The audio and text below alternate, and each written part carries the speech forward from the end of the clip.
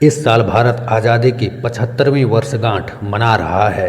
आज़ादी के इस अमृत महोत्सव में जहां पूरा देश इसके जश्न की तैयारी में जुटा है, 75वीं वर्षगांठ के मौके पर हर घर तिरंगा अभियान से लेकर सोशल मीडिया पर भी आज़ादी का जश्न मनाया जा रहा है। लेकिन देश का एक ऐसा राज्य भी है जहां 15 अगस्त को स्वतंत्रता दिवस नहीं मनाया जाता है। दरअसल आज़ाद भारत का गोवा एक ऐसा राज्य है जहां स्वतंत्रता दिवस नहीं मनाया जाता है। आइए जानते हैं आखिर क्यों गोवा के लिए यह अलग नियम है।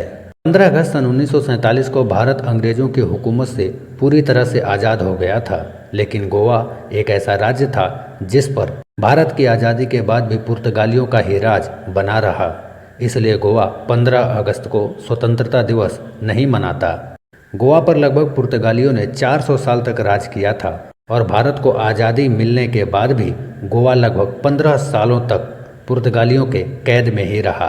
सन 1510 में अल्फांसी अल्बुकर्क के नेतृत्व में पुर्तगालियों ने गोवा पर हमला बोला था, जिसके बाद से ही गोवा पुर्तगालियों के कब्जे में बना रहा। इसके अलावा भारत सरकार ने कई बार गोवा को पुर्तगालियों से मुक्त कराने का प्रयास किया, लेकिन पुर्तगालियों ने गोवा छोड़ने से सीधा मना कर दिया। गोवा को मसाला व्यापार के लिए एक बहुत ही महत्वपूर्ण जगह माना जाता है और मसालों के कारोबार से पुर्तगालियों को बहुत ही फायदा होता था। इसलिए उन्होंने गोवा पर अपना राज इतने लंबे समय तक बनाए रखा। भारत तो आज़ाद हो गया था, लेकिन गोवा अभी भी पुर्तगालियों की गुलामी से दबा था। इसे लेकर भारत सरकार ने कई तरह के प्रयास किए। हर प्रयास विफल होता रहा।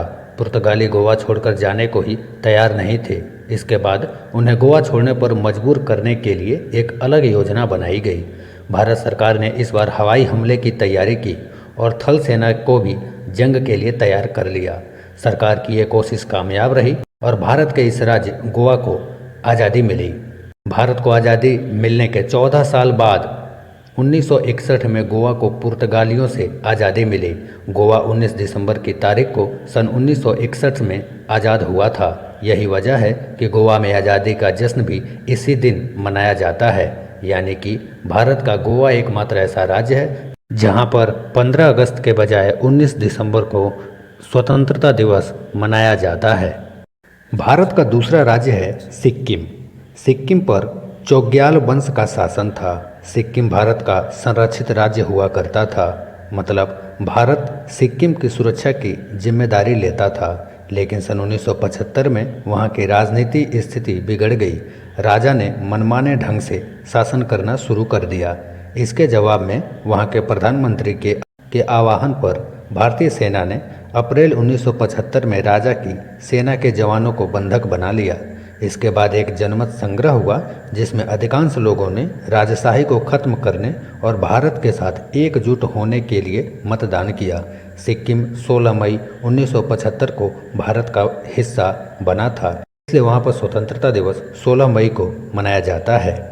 ठीक वैसे ही भारत के भोपाल में उस समय 15 अगस्त 1947 को तिरंगा नहीं फहराया गया था। 1947 में ब्रिटिश हुकूमत से आज़ादी तो मिल गई थी, लेकिन भोपाल के लोग एक आज़ाद मुल्क के बसिंदे होने के बजाय नवाबी हुकूमत के बसिंदे थे। भोपाल को आज़ादी दिलाने के लिए देश की सरकार को 2.5 साल तक संघर्ष करना पड़ा था।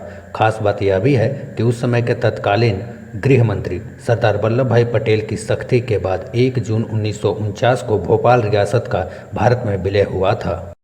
ऐसी भारत की और भी रियासतें हैं जो आज़ादी के बाद भी 15 अगस्त को स्वतंत्रता दिवस नहीं मनाया गया था।